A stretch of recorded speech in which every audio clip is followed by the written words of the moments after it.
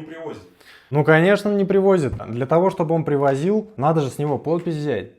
То есть мы составляем календарный график работы, где у нас обозначено, в какие дни, какие недели у нас какая работа протекает. Соответственно, если у нас плиточные работы начинаются, например, 15 сентября, надо, чтобы плитка за неделю до того, как начнутся плиточные работы, приехали на объект. Соответственно, мы составляем вместе к этому графику график о поставке материалов со стороны заказчика, если не мы занимаемся закупкой. Этот график мы у него подписываем, и когда заказчик, ну вообще человек, когда что-то он подписывает, когда на словах договариваешься по одному, а когда уже на бумаге, он такой: так, что я подписываю, начинает смотреть, что он подписывает, и уже потом привезет все в срок. Если он привозит не в срок, то все, мы ему обещали уложиться в определенный срок при наличии материала. Так как он материал вовремя не привез, соответственно, сроки отодвигаются, и мы документально показываем то, что он был с этим согласен.